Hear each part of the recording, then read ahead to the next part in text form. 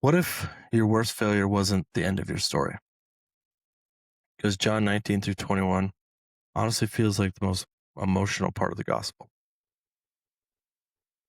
And welcome back to Born Sinners. My name is Brad. Hey, Brad. Marty's I'm trying Marty. not to laugh. That's Marty. And And now I'm Taylor's Taylor. trying not to. There we are. So today we're getting into the crucifixion, the resurrection, a little bit of Thomas doubting, and Jesus restoring Peter after he denies him 3 times. And really, this episode just feels like it comes down to sacrifice, grace, um, second chances, and the fact that failure doesn't disqualify you. Before we jump into that, do you guys have any thoughts, anything that stood out to you guys reading these chapters? I mean, you kind of said it, like Jesus still brings restoration out of all of this, which feels backwards compared to how most people work. And I Yeah. know people usually cancel after you fail, but God restores people through it.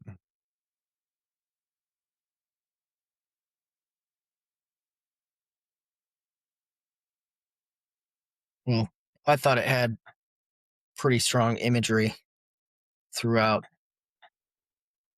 A lot of Yeah, it really was. neat, uh,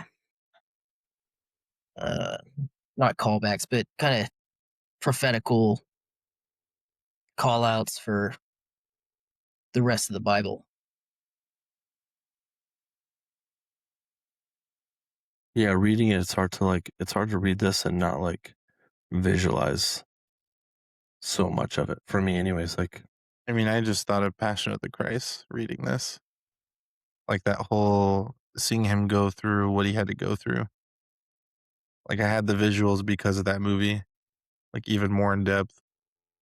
yeah, I haven't seen that movie in a long time, and I kind of liked that because I didn't have that movie in my head at all. Like I thought about it, and I actually just the other day I was like, maybe I should watch that tonight, and then I did not. But um, definitely my version of what I thought it would look like was in my head, and reading it, I know we'll talk about this a little bit, but there were parts of it that I was like, that sound like I had it pictured different in my head. So talk about a little bit of that, but jumping into 19 is when Jesus is sentenced to be crucified. What did you guys have as far as your 19 verses that stood out you want to talk about? Well, let's talk about yours because I feel like we probably all had one of the same verses. Well, we all put 1930. Do Definitely you put guys put 1930. 1930? I also put that. I Great mean, year. that was like, I mean, one of the biggest lines that he's got, right? A lot of questions around that, though. Before that, though, I had, what is this guy's name? Pilate? I Lottie. think it's old Pilate Pontius. No, not the exercise, the guy. But no, right away I was like, and I didn't have an, I was looking up other stuff and I kept wanting to come back to this guy, but like he keeps bringing him out and he's like, I'm bringing him out to you to let you know that I find no basis for charge against him. Like he's like begging them to not charge him. Following politics, man. Yeah, like, so 19:6, he says, as soon as the chief priests and their officials saw him, they shouted, crucify, crucify. But Pilate answered, you take him and crucify him. As for me, I find no basis for a charge against him. I don't even know who this guy is. Like, where did he come from? What is his, I mean, obviously his role is like some kind of like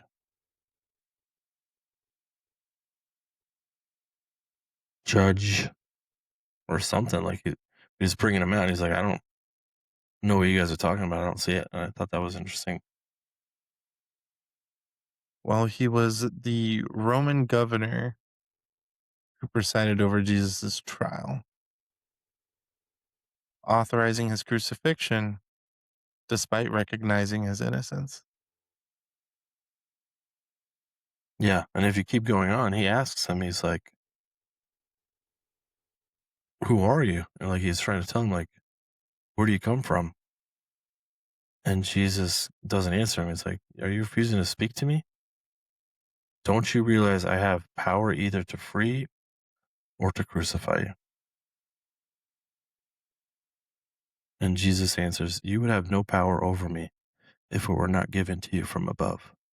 Therefore, the one who handed me over to you is guilty of a greater sin. So this guy's just trying to free him, and they're like, not having it. I thought that was interesting. I never knew that version.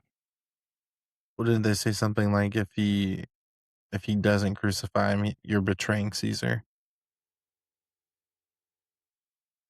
Yeah, because he says, because Jesus tells him,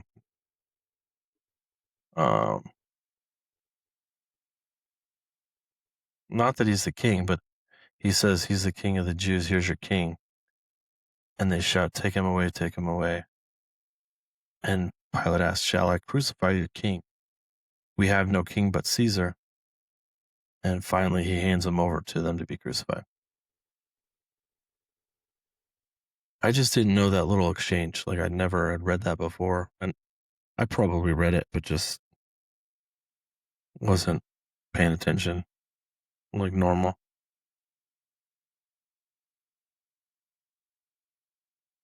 But then moving on, like then we get to when they're actually taking him to be crucified.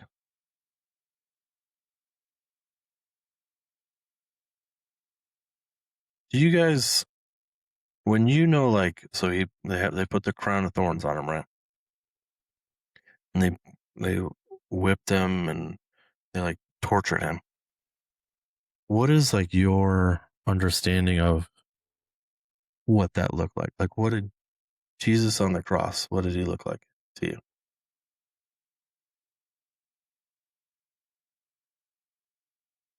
Bloodied and bruised.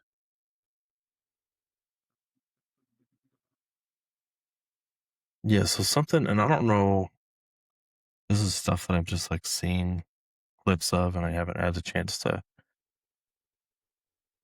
fact check or even look into more. But like the like the crown of thorns, I always pictured was just like this, like a crown that's just like a halo, right? And it sat on his head.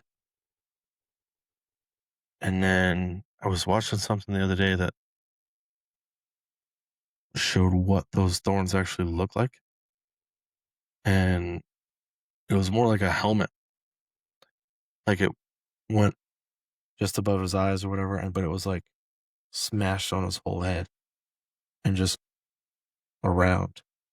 And so it's not just this little halo that was in one little spot, like a headband. It was like a full helmet of horns just smashed on his head. And then something else I was reading was more like they beat him and lashed him so bad that like he was like intestines were falling out. Like he was just like cut open basically. Like he was just exposed to the world. But then when I was reading this,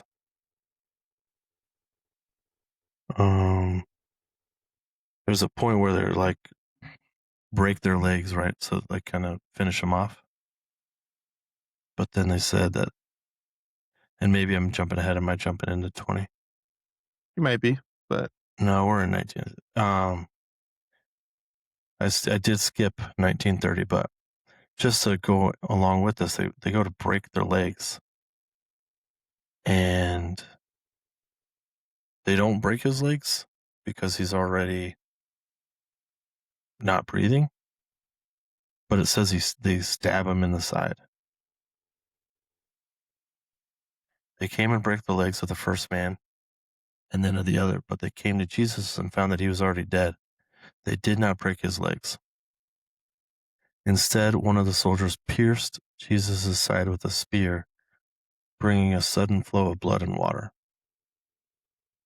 And then it says there's a man that saw this. His testimony is true. I don't know. That just kind of ruined the. They wouldn't stab him on the side to make him bleed like if his guts were hanging out. So maybe it wasn't Brutal. as crazy. Like I was like picturing like an extreme. And even saying that, I feel like this is still extreme. So I feel like I'm not doing it justice saying that. But I was picturing there like not to be a place for him to stab. Does that make sense?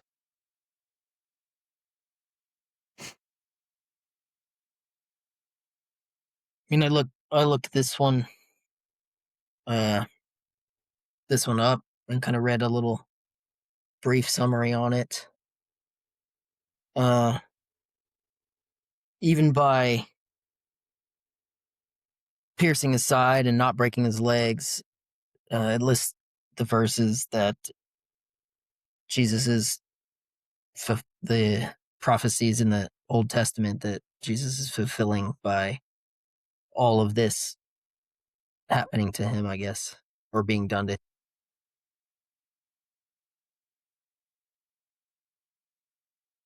Yeah, I think there was a couple things I looked at separately that said the same thing, but it never like pointed out a specific thing. It just said that everything that happened in here was part of the prophecy, like it needed to happen.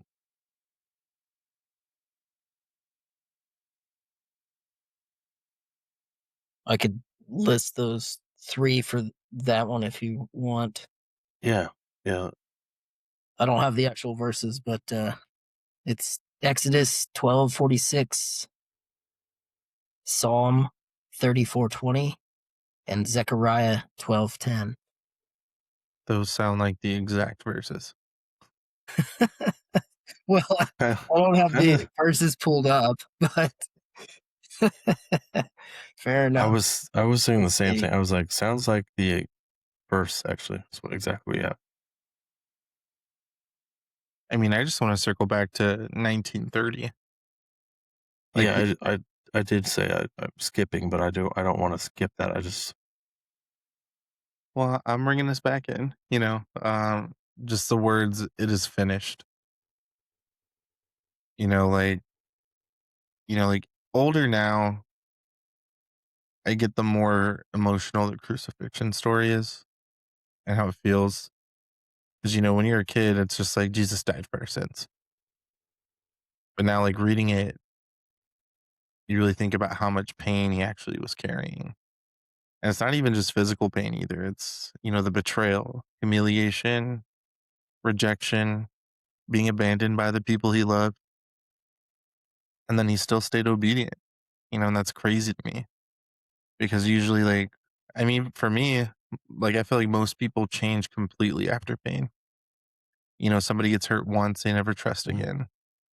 You get no, for betrayed, sure. you become cold forever. And, some people build their whole personality around protecting themselves after one bad season. And, honestly, I understand that. Pain changes people no matter what you go through. But Jesus goes through the most unimaginable suffering and somehow he still responds with love. And that's one of the most difficult things to process for me, honestly. And, you know, nowadays, like we just avoid pain at all costs. We distract ourselves, our phones, drinking, attention, relationships, validation, smoking that ganja, all that noise, but we do anything we can to avoid sitting alone with ourselves. And, I feel like, I mean, we said it in the last episode, people confuse that comfort for peace. And, comfort disappears the second life gets uncomfortable, but peace doesn't. So it's like everybody wants resurrection, but nobody wants that crucifixion. And the fact that Jesus knew exactly what was coming, he still walked towards it willingly. And, it's not weakness, it's just obedience. And the fact that he said it's finished, it's not, I lost, this is unfair. It's finished. Like that debt, that punishment, the separation, it's finished. It's paid for. And that's what stood out most to me is that Jesus never became like bitter through his suffering. Like, and I don't know, I just feel like that's powerful, like in itself.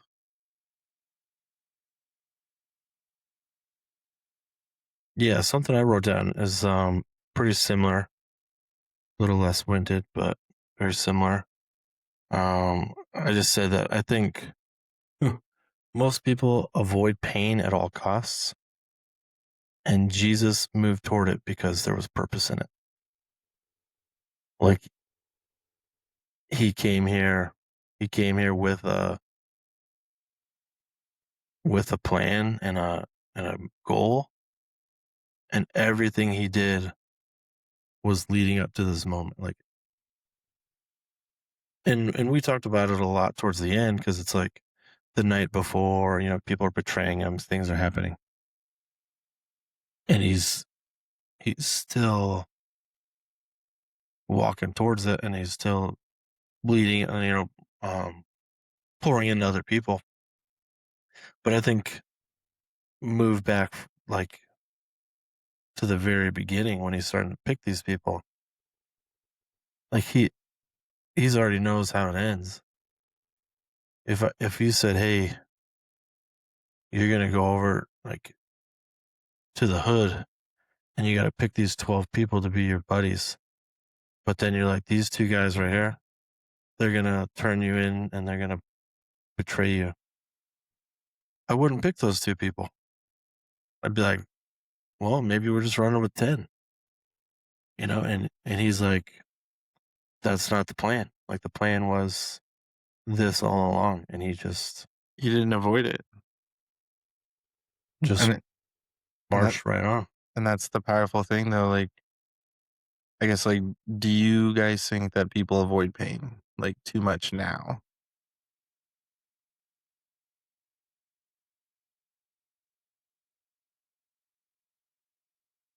I Then, think oh, go ahead. no. If you have an answer, please do. Not a great one, but I don't know that any of our answers are great, but I think it depends who you are, and it depends what type of pain it is.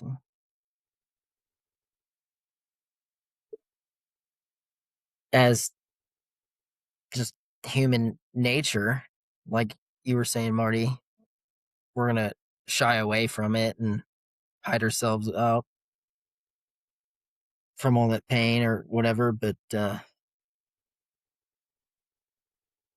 maybe it just takes. I was gonna say stupid, but naivety or purpose to make it through.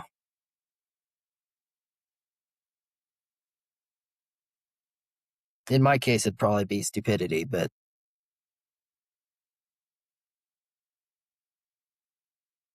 yeah, I think that people do avoid pain, and some spend all their energy avoiding it. Where sometimes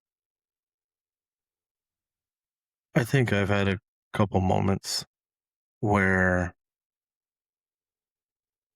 just sitting in the pain for a minute is actually weirdly therapeutic. Um,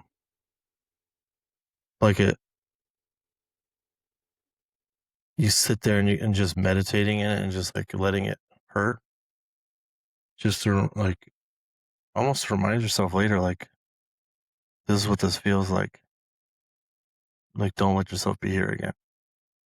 And what am I going to do differently next? It just reminds me of like one of my favorite quotes is like, I don't know who said it, But it's like you gotta go through it to get to it. And, like, you go through that pain to get to where you need to be, and that's exactly what Jesus did.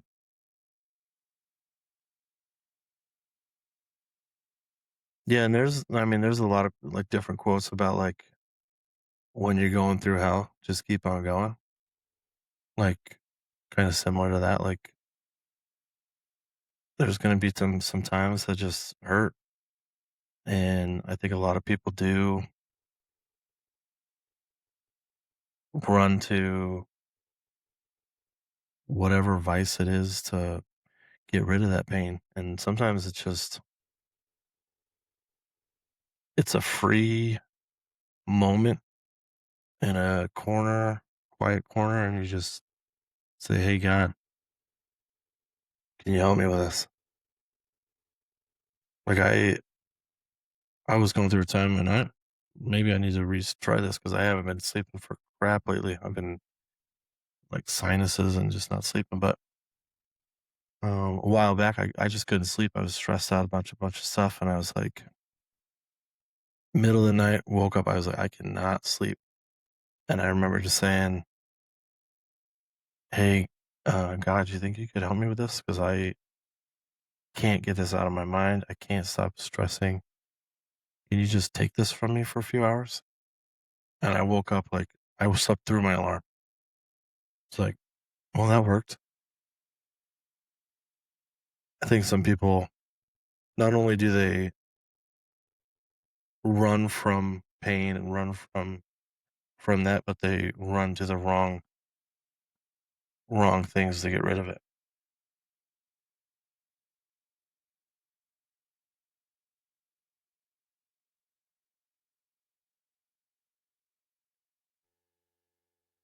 Moving on to slightly more happy moments, unless you guys have some more stuff you want to go through. No, We it's could just probably talk about that for A way while. longer. Yeah, a long time. It's just I read it several times. I didn't even go to 20. I think I read that 3 or 4 times because it was a lot.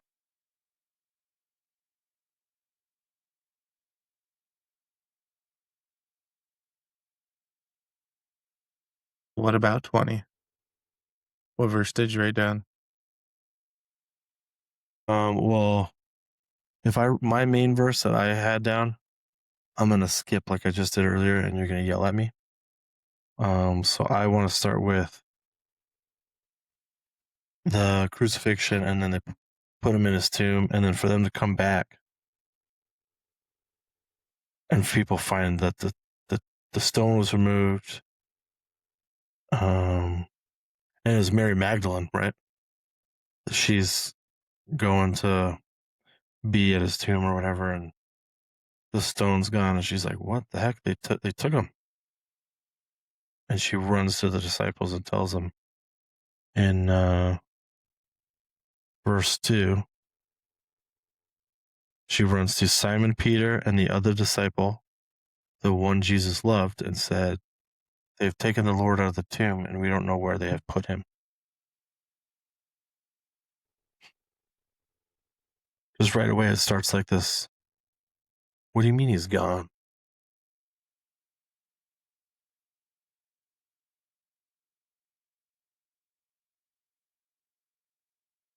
Are you okay? Taylor's over there chucking stuff around. He, we know the end of the story, bro. It's fine. He's not missing. No Amber Alert well, for him, but I was a little shook. Yeah, I was thinking like her relationship with him and just how much she loved him, like to like go there and I don't know, like you've heard stories probably like I don't know. It would be weird to he's gone. And they like, what do you mean he's gone? And then trying to figure out what is happening in those moments, like the chaos. I feel like I overlooked it the first time, but then the second time I was like, could you imagine going to see your friend or your loved one and they're just not there anymore? Like that's where you could go to see them, but then they're gone. That'd be wild.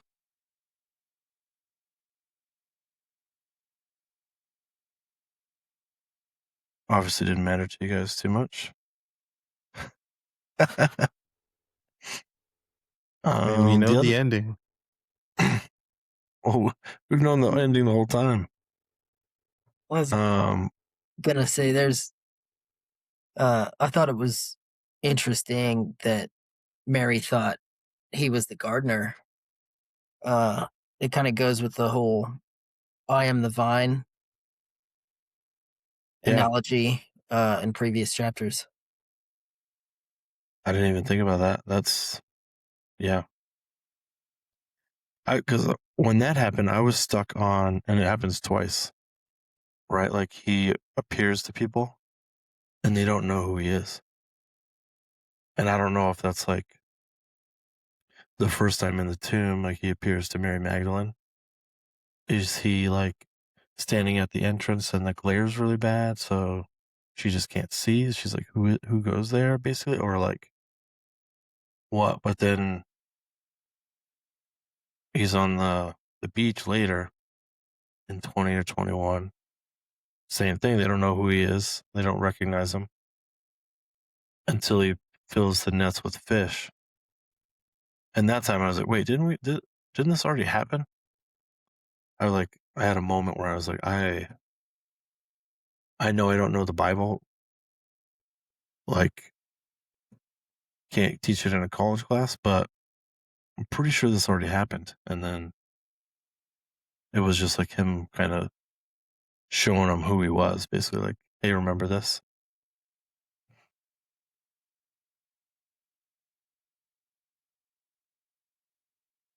Wondering if it's just like the human nature.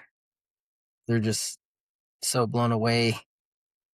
Like, oh, it can't really be Jesus, you know? Like we watched him die on the cross.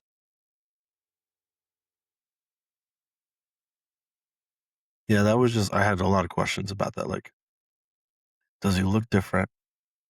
Does he, was it just a situation, like you said, just not even looking for him or expecting him? I mean, he must have looked physically different. He had the scars and the hole in Mm. his side.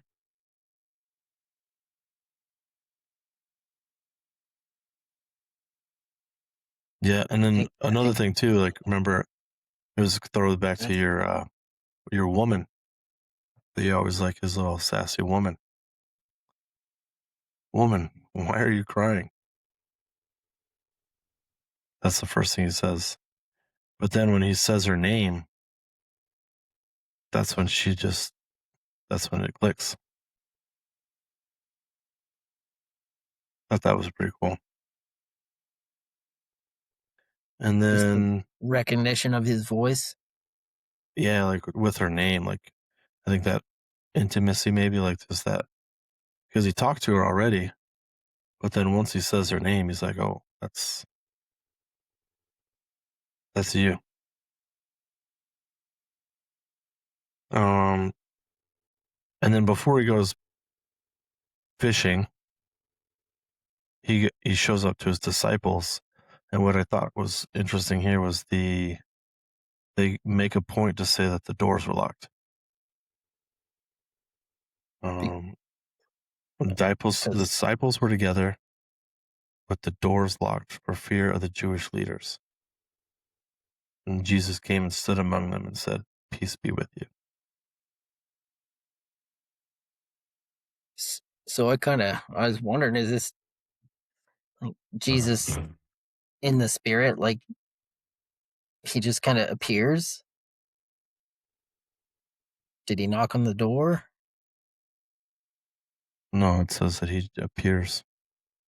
It doesn't say he lets himself in or shows. It says the disciples were together with the doors locked for fear of the Jewish leaders. Jesus came and stood among them, said, "Peace be with you." Guess he doesn't need to climb through a window then.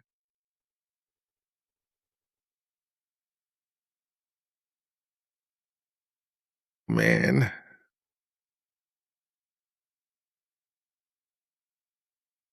I mean, I wrote down 2027.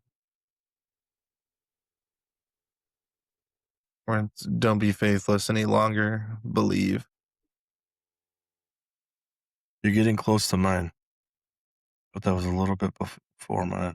27. I mean, that's when like everything changes. Like we realized death wasn't the end. I mean, because what this is the Thomas story, and I love this story because it feels real, and people act like doubting makes you a terrible Christian, and let's be honest, like most people struggle with doubt sometimes, especially when life gets confusing. Thomas wanted proof, and 100%. Yeah. honestly, I think a lot of people are spiritually stuck because they want that certainty before faith, even including myself. Like faith has never been about having every answer. It's I mean, if you had every answer, like it wouldn't require trust anymore. And real faith usually gets built with while wrestling with God and not while pretending everything's okay. And what I love is Jesus doesn't shame Thomas. There's no anger, no embarrassment, no like how dare do you doubt me? There's just patience. And that matters. Just because I think a lot of people secretly think God gets annoyed with them just for struggling. I know I felt like that for a long time. And, Jesus meets Thomas in the middle of doubt. And that's the huge part of it. Because honestly, fake faith helps nobody. And I think Christians pretend to be okay with too much sometimes. People are scared to admit that, I'm struggling. I feel distant from God. I don't understand what God's trying to do right now. But at the end of it, Thomas was honest and Jesus met him there. Yeah, and I think that's something that happens all throughout the Bible, like Hmm. a little couple times throughout just John. And as we continue to read and kind of dive in more, I think we'll see this. But um, Jesus meets people where they're at always. Like he comes like um, just within John, if we back up a little bit, when he raises Lazarus, he goes and with one,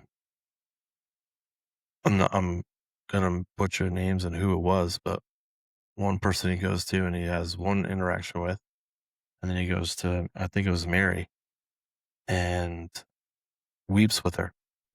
So he has two different reactions to the same thing for him, but he met them where they were. And same thing here. He meets Thomas where he's at. And I do and have related to Thomas more than I probably like to admit throughout my life.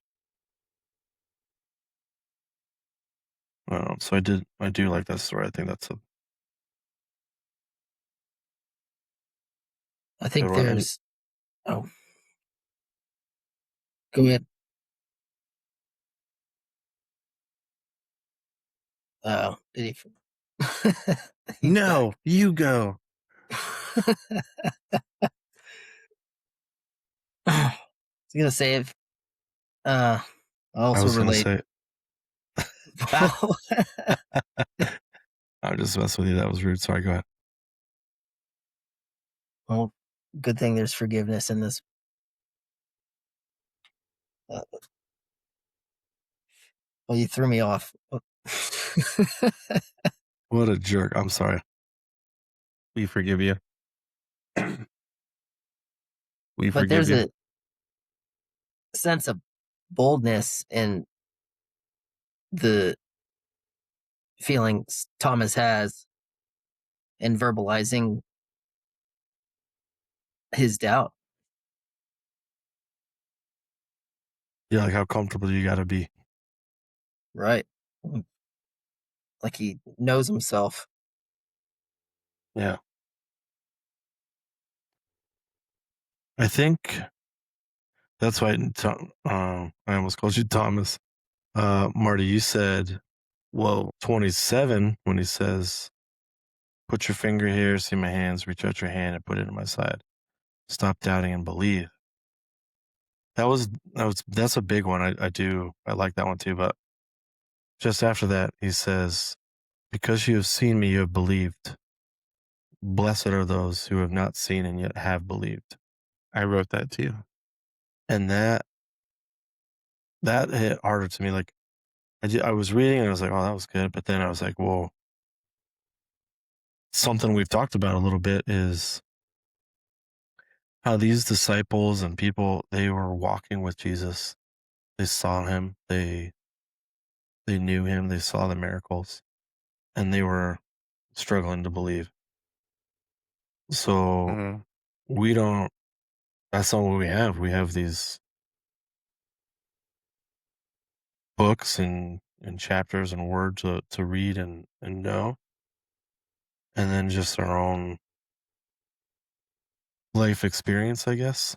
But we haven't seen anything, and I just felt like that was like, I don't know. Blessed are those who have not seen and yet have believed. And I Pretty mean, cool. honestly, I think, people are desperate for hope, and like everybody looks okay online, but mentally people are just exhausted. People are anxious, we're burnt out, we're lonely, we get numb. And then the resurrection matters because it reminds people that God can still move in situations that look dead. And, even when you think it's over, your faith, your purpose, your life, your future, whatever the hell it is, like God always had a pattern of bringing life out of the dead.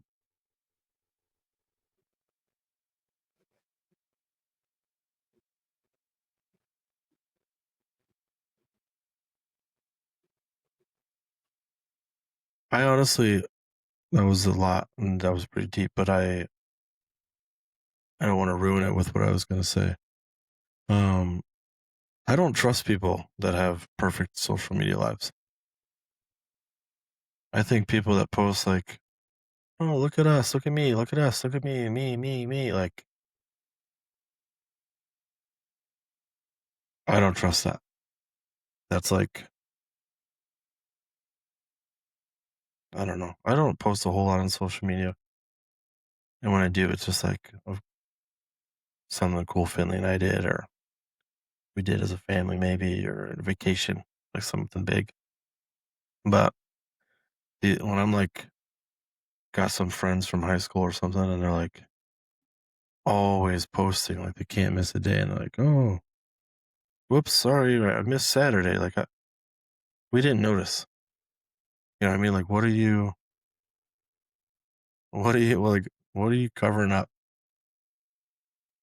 And I want to like next time I go over a barbecue for somebody that's like that, I'm gonna wear a shirt that says "Y'all need Jesus." That's gonna be my move. So if you're out there and I show up to your house with an "Y'all need Jesus" shirt, Take the talking about hint. you, I'm talking about you. Take the hint.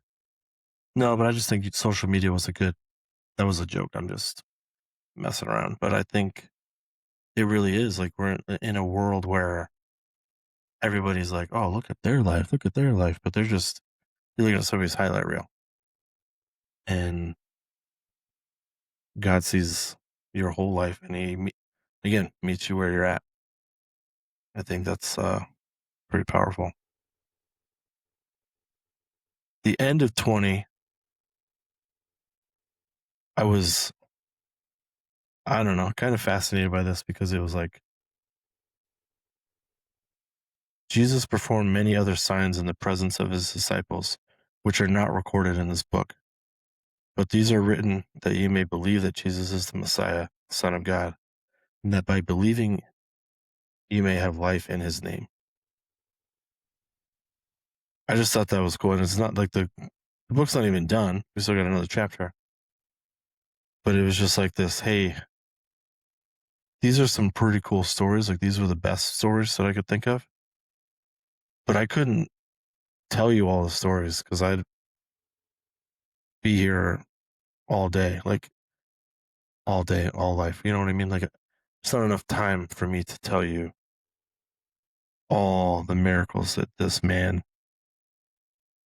the Son of God, performed. Can we go back real fast to 20? That's just crazy. He tells Thomas to like, "Hey, come stick your fingers in my side. Check this out right now." Yeah.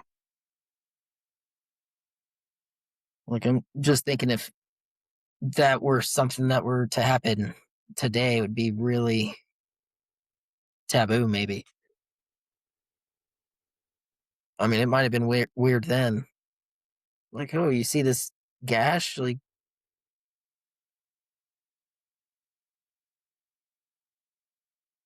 I'll say this. I've actually, um, I had gloves on, but I feel like I've actually had my fingers in somebody's side before. well, Like they were recently like stabbed, but so like, was this hey, guy. or yeah, true. A little bit, a little bit different. Like I wasn't checking to see if he had been stabbed. I was checking to make sure he didn't bleed out. But um, yeah, Well, I was thinking more of the social setting. You're like at a dinner party. Check out this cool. yeah. I mean, I'm it's checking. not a party trick, but But it Hey, is. hey, if you don't believe me, bet. exactly.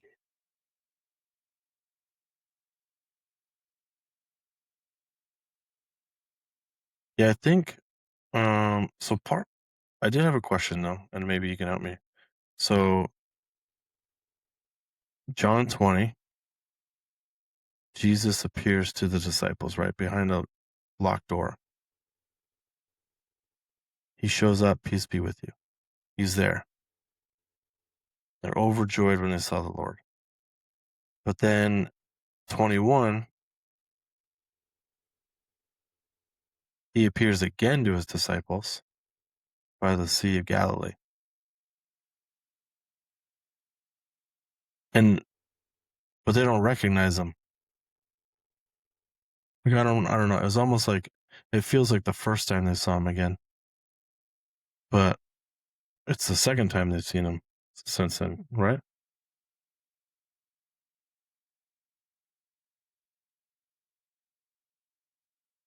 Well, the second time they saw him, didn't it say they were about 100 yards out? Was fishing. They said they were out fishing, but it was just They was. I don't Uh, know. I don't know. Maybe I guess like the way that Peter acknowledges him, like jumps out of the boat and swims to him. he he was naked in the boat and then put on his clothes to jump in the water. Find it kind of counterintuitive, but It's like jumping in the pool with your socks on. oh, dude, wet socks are the worst.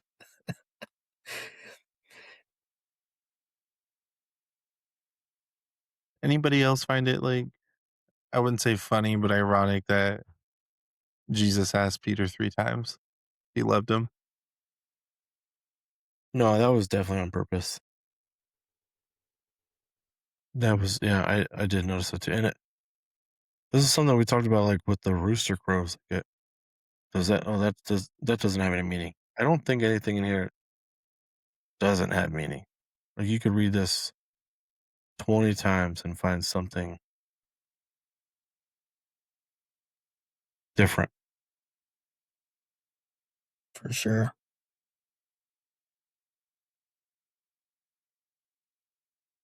I mean, I wrote down 21:15,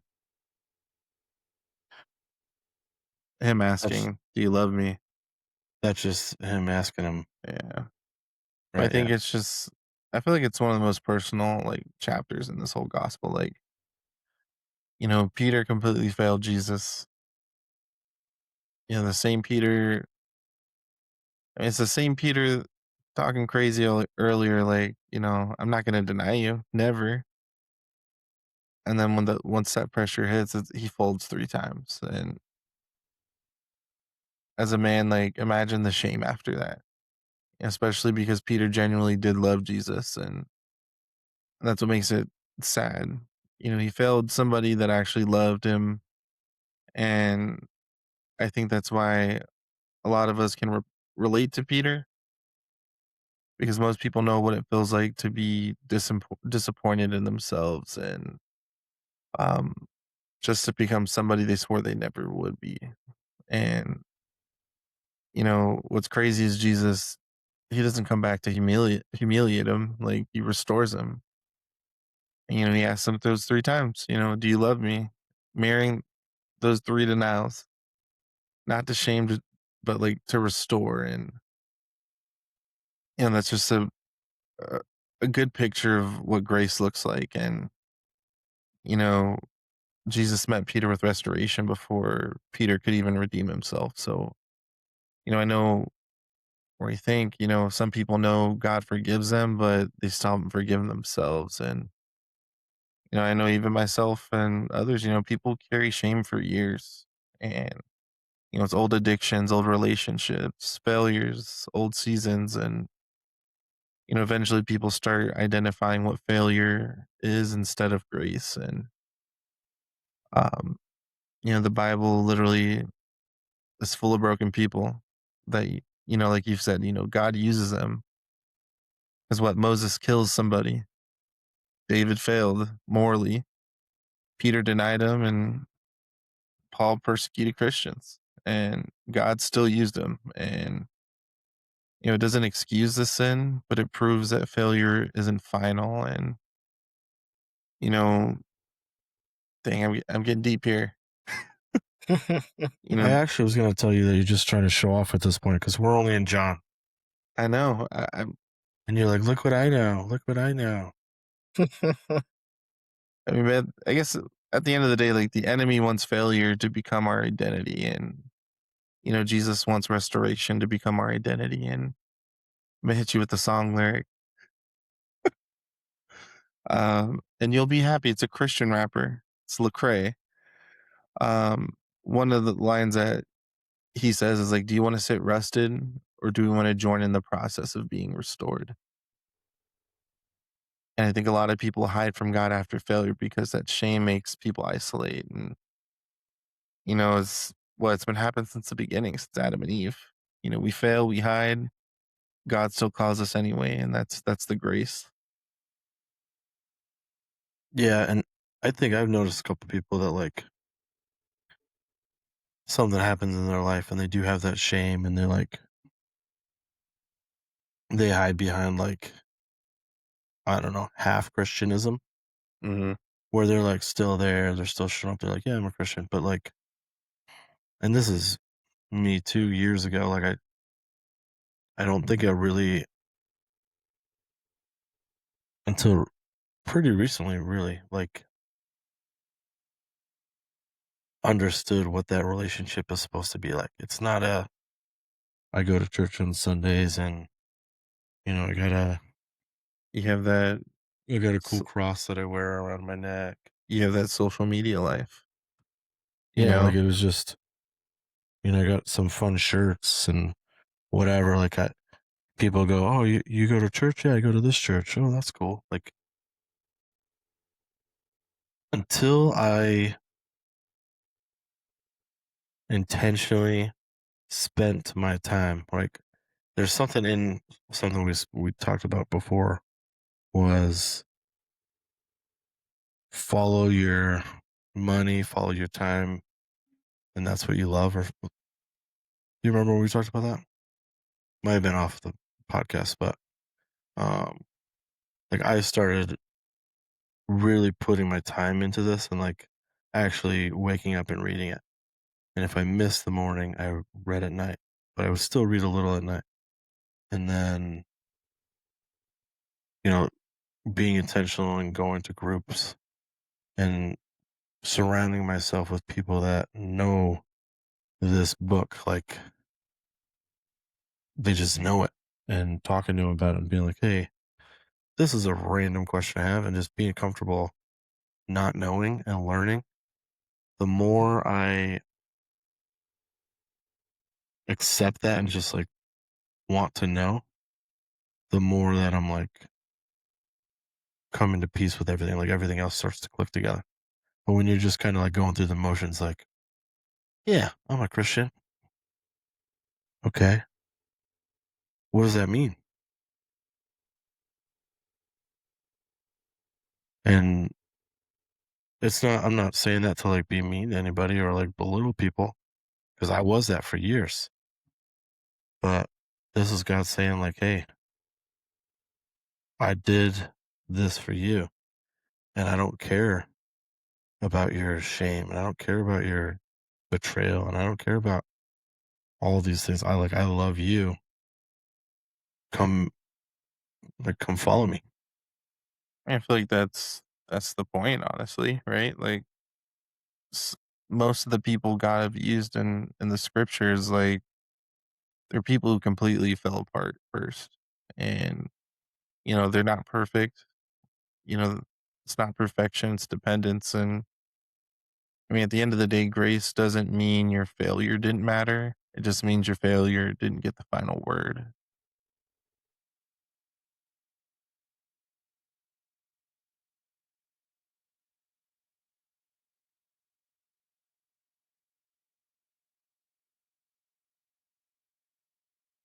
Yeah, I think I asked earlier, and I think I kind of like working through this, just talking about it. He shows up to the disciples, right? And like in a locked room.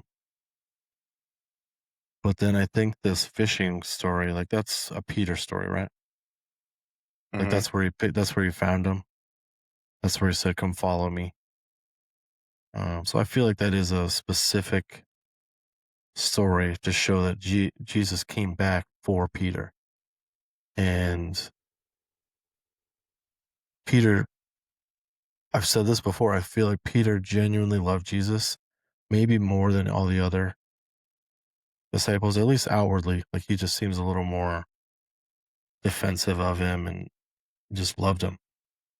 Still failed him. So we have people in our lives that we love, they love us, and one way or the other, we're like, people fail each other every day. We're not perfect. There's only one perfect person in this world ever. Um, and I think seeing how Jesus loved kind of changes how you look at forgiveness a little bit.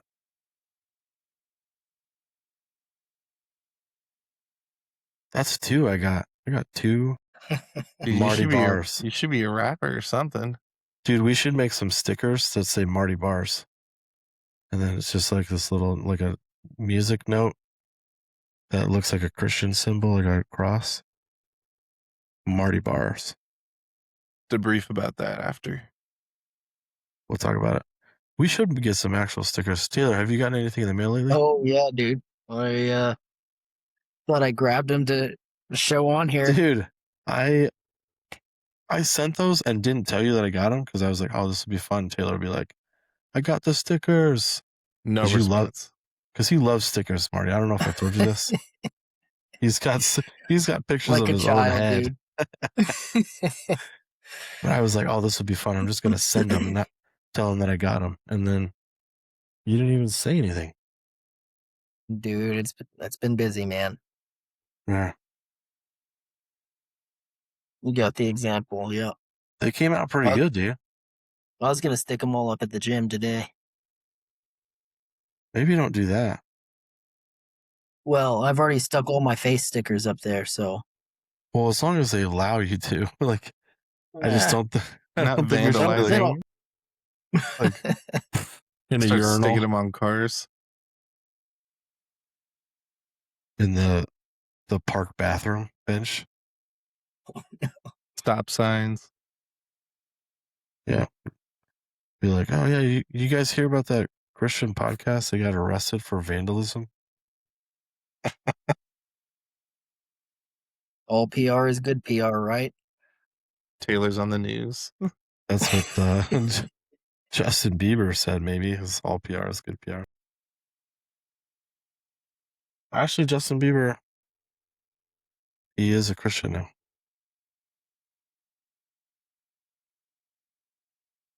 Yeah, let's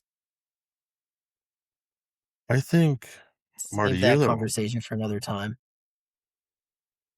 hardest typer I've ever met in my life. It's just the keyboard. He lets the keyboard do the talking.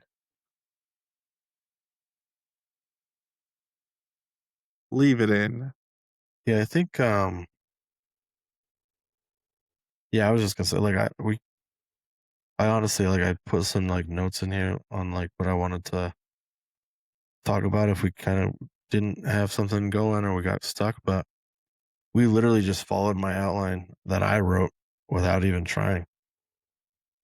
It just, I think this whole 19 through 21, I feel like it just like, there's so much to it that it's hard to not follow it down. You know what I mean? Like some of the other like stories in the past have been a little easy to be like joke about. This is just, I like this one. I thought it was really deep. A lot of like,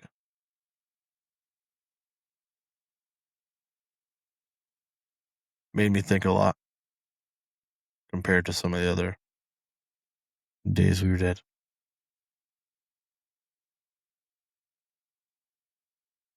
For sure, man.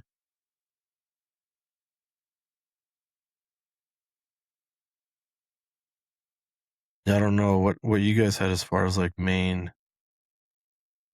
main takeaways for those last three of John. We have officially finished our first book. But basically like main takeaways throughout all the last couple episodes, but today I think was how Jesus willingly sacrifices himself. That failure doesn't necessarily disqualify you. That he'll still meet you where you are, like we said. And I think something we were kind of dancing around, and I was trying to figure out like what we were trying to say, but we're talking about shame, and I think something that can be like sum that up might be to say that grace is bigger than shame.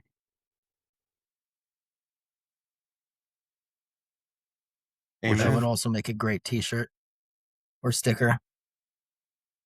like grace greater than shame.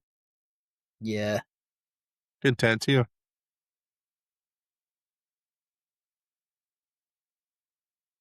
Snap, we're getting podcast tattoos. There are some people that would say that tattoos are not not very Christian like, and we could talk about that on another episode. Well, I mean, I have a whole sleeve, so I have a bunch of sleeves. I got these for my cards. you know, I got an Incubus. I got an Incubus lyric. You're definitely a 6. A 6. What does that even mean, dude? Marty will know eventually. It'll click, and then he'll be mad at me. But I'm a 2. Oh, yeah. Shut up. um, 6.1. Well, now you kind of got to explain. I don't know that we do. All right.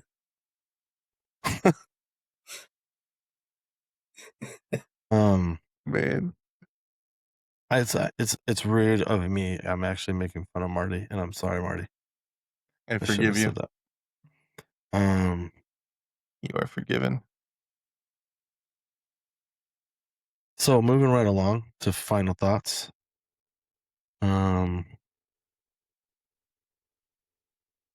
Biggest I guess the biggest lie that people believe is that God doesn't have a use for you, can't use you anymore.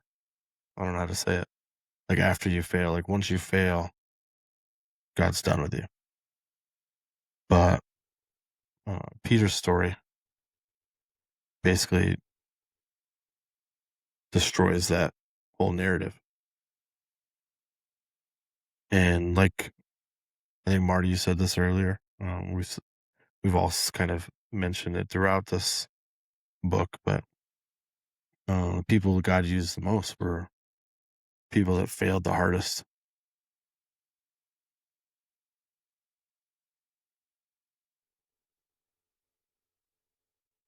All right, we spent 7. This is episode 9. 7 episodes going through John, kind of learning who Jesus is. I think Jesus is like a Marine, right?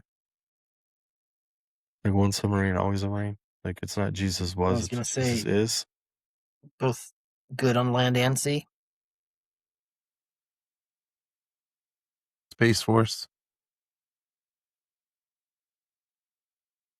Man, he's all 3. He's all 4, 5, 6. Anyways, I think next episode we're up in the air on. Like we're gonna talk about that a little. Maybe do like an informal recap of John. Just kind of go through it. Or might move into another book, maybe Acts. Have a couple people that we might throw on as guests. If you're one of those people we've talked to, don't be afraid to text us. Tell us you're ready.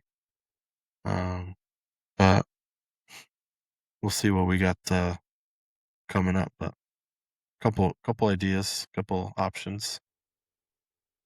It's nice hanging out with you guys tonight. I think I needed today.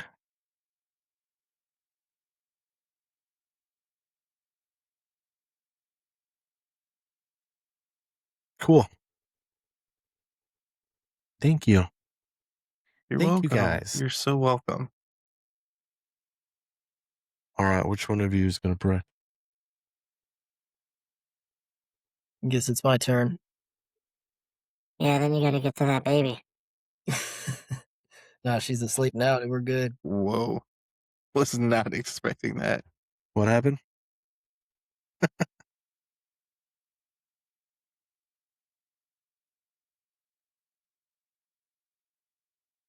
Lord, Lord, just thank you for this time learning about who you truly are, and that you tell us shame and failure doesn't define us, that you define us and who we are. And I pray that someone hears this and comes to you for it. In your name we pray. Amen. Amen. Amen.